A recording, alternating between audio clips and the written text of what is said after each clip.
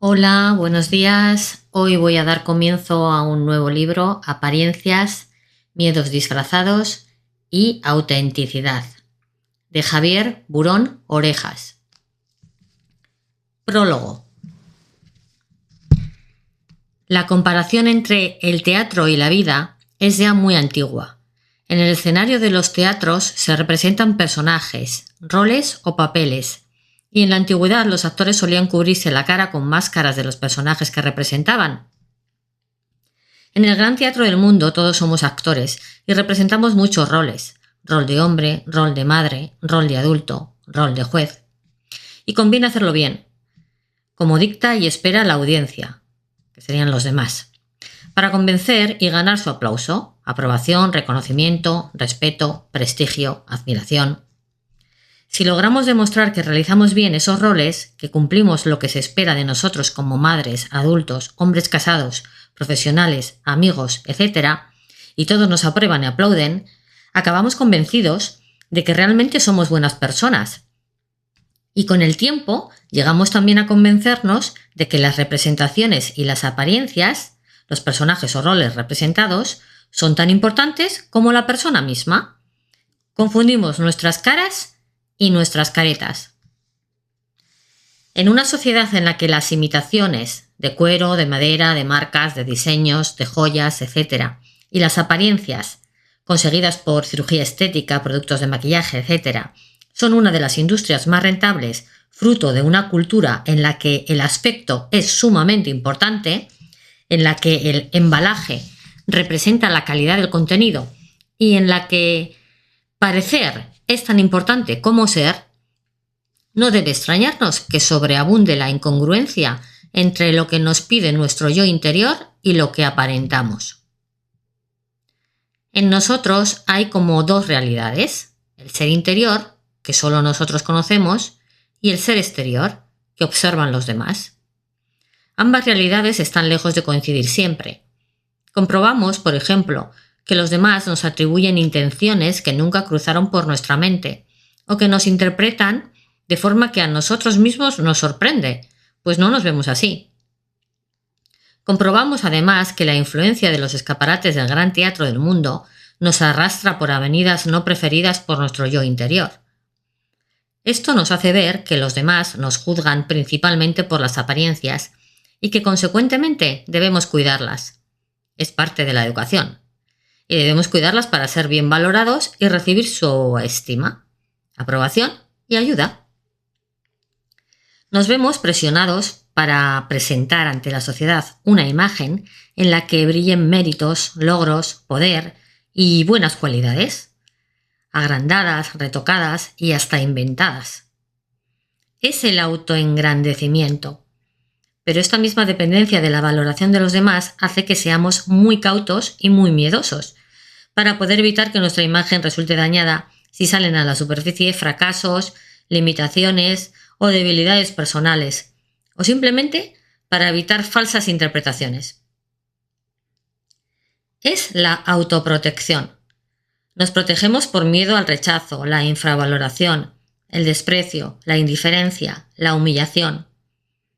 Tenemos miedo a que se exponga lo que interpretamos como nuestra pequeñez, nuestra propia realidad, e intentamos mostrar una imagen positiva aparentando poseer lo que aplaude la sociedad. Cubrimos nuestro verdadero rostro con las caretas de las apariencias, tal vez por miedo, más que por hipocresía moral, y por la rutina de la costumbre. Nosotros mismos acabamos no distinguiendo con claridad nuestra persona de los personajes que representamos.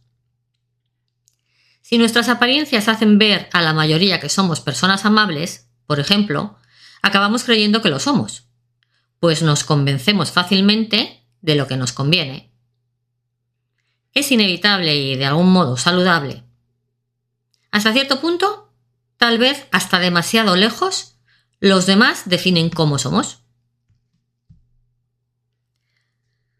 Para sentirse bien, el individuo necesita tener una visión positiva de sí mismo y que los demás le estimen y valoren bien. Estas dos necesidades le impulsan a manipular las apariencias de forma propicia para lograr el autoengrandecimiento y la autoprotección. Pero las representaciones, en el teatro como en la vida, tienen que ser creíbles. Las manifestaciones de grandeza que carecen de naturalidad, orgullo, arrogancia, pretensiones, son intentos de ocultar las propias pequeñeces, y cuanto más se exageran, más miedo manifiestan. Los que se ofenden notoriamente por las críticas, muestran sin querer su vulnerabilidad. Quien hace muchos esfuerzos por parecer superior, sin querer pone en evidencia su pequeñez. El que se protege con el escudo de las apariencias es porque tiene miedo. Quien está seguro no necesita esa protección. Capítulo 3. Solo los humildes, los fuertes, son capaces de reconocer sus debilidades y por ello no tienen miedo excesivo a las valoraciones ajenas. En el capítulo 4 se analiza la máscara más universal en el teatro del mundo, el orgullo. El orgullo tiene muchas caras y algunas hasta parecen virtudes. La prudencia, por ejemplo, puede ser, más que nada, miedo a equivocarse. La sumisión y la condescendencia pueden ser formas de ganar afectos y de reducir el miedo a que se descubran las limitaciones personales. Y el perfeccionismo, más que sentido de responsabilidad, refleja incapacidad de aceptar errores en la propia acción. La defensa dogmática y exagerada de las propias convicciones, más que firmeza de convencimiento, expresa necesidad de sentir seguridad y de alejar la amenaza de la duda. La intransigencia, más que convicción profunda, suele ser una señal de miedo a la incertidumbre. Toda exageración esconde una debilidad. El orgullo oculta vulnerabilidad. ¿Y cómo podemos restaurar nuestra propia imagen si nos ha fallado la autoprotección? Hay algunos recursos que son tan antiguos como el ser humano. Las excusas, por ejemplo. Se verán en el capítulo 5. Con las excusas se admite el error cuando no se puede ocultar. Pero al mismo tiempo se busca negar o disminuir la propia responsabilidad, aduciendo causas o razones, excusas, que suelen ser difícil probar que no sean ciertas. Los niños aprenden muy pronto a usar excusas. Y deben aprenderlo bien, pues las excusas de los adultos todavía suelen tener ciertos rasgos de puerilidad. Hay excusas porque hay errores, y no nos gusta que los demás descubran nuestros fallos. Son un engaño, pero con las excusas, más que engañar, buscamos protegernos. Generalmente emanan del miedo más que de la falta de ética, y por ello son toleradas con cierta condescendencia, si no son exageradas. Y a veces se usan incluso para no herir a alguien diciendo la verdad hiriente y amarga, o para salir de algún apuro propio, pues no es fácil la convivencia sin ocultar alguna vez pensamientos y sentimientos. Educar es también enseñar a ocultar, al menos mientras no aceptemos con naturalidad nuestras limitaciones y nuestros errores. Lo que daña seriamente la convivencia es el uso excesivo e innecesario de las excusas, pues crean desconfianza, reducen el sentido de culpabilidad y la necesidad de asumir las consecuencias de los propios errores, y casi imperceptiblemente llevan a cierto desvanecimiento ético y a manipulaciones de la verdad. Abren así la puerta a la corrupción moral. Las apariencias de moralidad también importan, y no poco. A nadie le gusta que su nombre se asocie con las etiquetas de ladrón, violador o sinvergüenza, pues representan conductas que rechaza la sociedad, y por ello el individuo las evita, para proteger su imagen. En la parte 3 se examinan 3 formas de autoprotección moral más investigadas y que ilustran particularmente bien procesos de autoprotección ocultos tras las cortinas de apariencias morales. En el capítulo 6 se hace un análisis de la derogación, que es el proceso de rebajar la dignidad humana para restar gravedad a la propia conducta, no ética ni estética. Cuando se realiza una acción que es llamativamente vejatoria y denigrante contra una persona, en vez de asumir el desprestigio personal, es más fácil rebajar a la víctima para hacer ver que lo merecía. Así se diluye la propia culpabilidad y la conducta, si no justa, al menos parece menos humillante. Una vez que a la víctima se la rebaja y se hace ver que es un gusano, un desperdicio o pura basura, cualquier acción contra ella parece que está justificada y queda reparada la propia imagen. Exagerando la pequeñez de las víctimas se oculta la pequeña propia. Los que carecen de recursos para mostrar superioridad encuentran en el desprecio un medio fácil de aparentarla. El autocastigo, se verá en el capítulo 7, es mostrar una buena faceta del propio ser, expresando arrepentimiento y el deseo de reparar las propias culpas con el fin de lavar la cara y restaurar así el daño que haya sufrido nuestra imagen.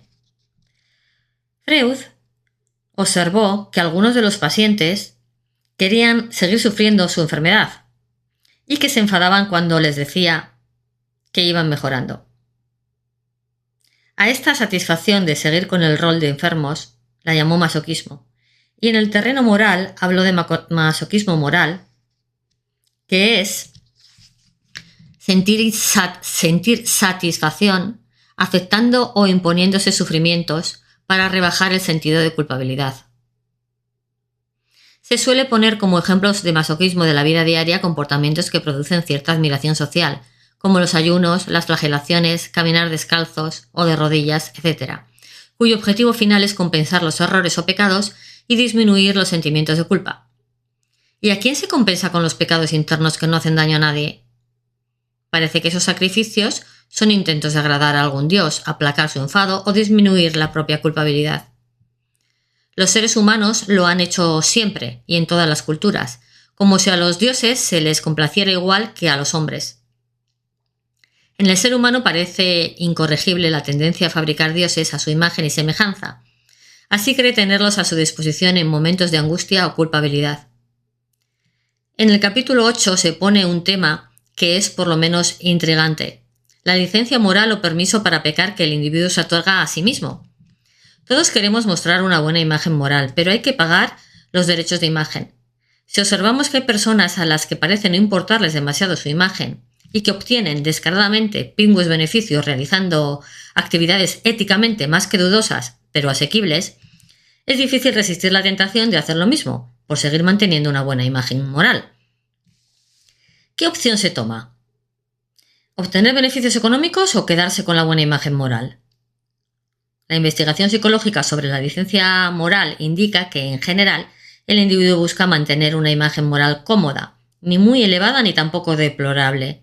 Cuando una persona cree que supera con creces el promedio de bondad porque hace muchos donativos para los pobres, coopera algo con alguna entidad caritativa de alto prestigio, etc., es fácil que se crea con derecho a permitirse licencia, algún desliz, que no dañe notoriamente su imagen, si ello le aporta un buen beneficio económico o social. Por ejemplo, usar el poder de influir para que se dé un puesto de trabajo injustamente a un amigo o pariente que no lo merece, copiar en un examen muy importante con la excusa de tener más tiempo en verano para dedicarse a actividades benéficas, etc. Ser bueno a veces impide ser mejor. Ser héroe no es fácil. La mayoría prefiere la comodidad del promedio, no renunciar a beneficios atractivos ni tampoco dañar de forma seria la propia imagen de honradez. Cuando hacer el bien supone renunciar a conseguir un botín importante, pronto se ponen límites a la honestidad y se buscan justificaciones no demasiado convincentes, como estas. Me gusta ser bueno, pero no tonto. Es que si das la mano, te toman el brazo entero. Todo tiene un límite, etc. La vía más razonable parece ser una combinación de cierta dosis de deshonestidad para no perder ganancias codiciadas y de precaución para que no se lesione significativamente la imagen positiva ya conseguida con el buen hacer. Sentirse superior moralmente quita el miedo a parecer algo pequeño cometiendo algún pecadillo, prefiriendo las trampas a la virtud y abriendo la ventana, si no la puerta, a la hipocresía. Y después de ver tantos disfraces del miedo en el ser humano, en el que nada es blanco o negro, sino gris, y con una mezcla de tonalidades de colores, en la última parte del libro se abren dos ventanas de luz y de esperanza para el desarrollo de la fidelidad a uno mismo, que se traducen en sencillez y transparencia, reflejo de la coherencia entre lo de dentro y lo de fuera de nuestro ser, y que además son dos pilares de la salud y del bienestar psicológico: la autenticidad y la autoaceptación. Capítulos 9 y 10, respectivamente. La autenticidad es la coherencia entre lo de dentro y lo de fuera en nosotros, entre lo que se piensa y se siente en el interior y lo que se manifiesta o aparenta al exterior. Cuanto menor es la discrepancia entre el yo que aparentamos y el yo interior, más auténticos somos.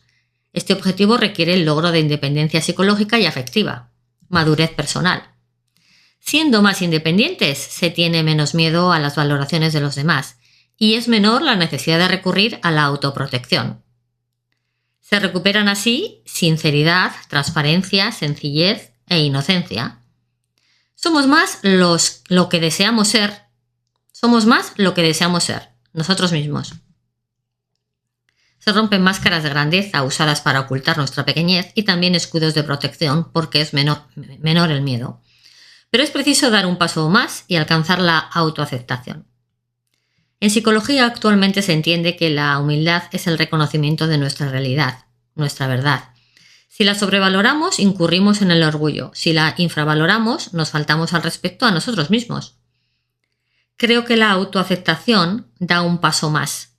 Además de reconocer nuestra realidad, humildad, exige que la aceptemos, que estemos contentos con ella, que nos queramos a nosotros mismos como somos.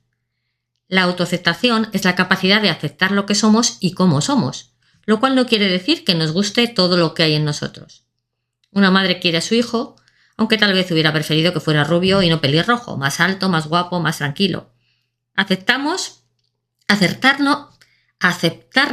es algo así, querernos como somos, aunque no habría estado mal tener alguna cualidad mejor, pero sin avergonzarnos de tener una voz un tanto chillona, de nuestro físico, no demasiado atlético, etc. Y tampoco nos preocupamos demasiado por esconder lo que somos. Quien no tiene miedo no se oculta. Según Nietzsche, el que no se quiere a sí mismo, miente siempre. Miente para ocultar lo que no le gusta.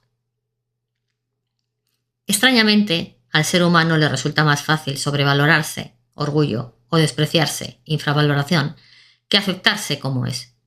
Se adora o se desprecia, pero raramente se quiere profundamente tal como le ha hecho la naturaleza. La mayor parte de los seres humanos aceptamos de nosotros lo que aceptan los demás, talento, éxito, poder, belleza, y sufrimos si carecemos de algo que es deseado y envidiado por muchos. Hasta para querernos dependemos de los deseos de los demás. El miedo a la valoración ajena impide que seamos capaces de dejar de existir para satisfacer lo que esperan de nosotros y ser, en cambio, más nosotros mismos aceptando nuestra realidad y persiguiendo nuestro destino, definido lo más posible por nuestros propios convencimientos y menos por adoctrinamientos teledirigidos. Y hasta aquí el capítulo de hoy. Si algo de lo que has escuchado te ha incomodado, removido o hecho cuestionarte quién eres realmente detrás de tus roles, entonces este espacio está cumpliendo su propósito. Este libro nos invita a mirar más allá de las apariencias, a distinguir entre lo que somos y lo que hemos construido para protegernos. Y ese ejercicio requiere valentía. Soy Silvia Gurpegui González, psicóloga, y he creado este canal como un lugar donde podamos reflexionar con honestidad, sin máscaras y sin juicios, sobre nuestra forma de estar en el mundo. Si quieres seguir profundizando en este camino de autoconocimiento, te invito a suscribirte al canal y a activar la campanita para acompañarme en los próximos capítulos. Y si sientes que ha llegado el momento de revisar tus propios roles, miedos o patrones con un acompañamiento profesional, puedes contactar conmigo. Tienes toda la información en la descripción del vídeo. Atrévete a mirar más allá de tus apariencias. Ahí empieza tu verdadera libertad. Nos vemos en el próximo capítulo.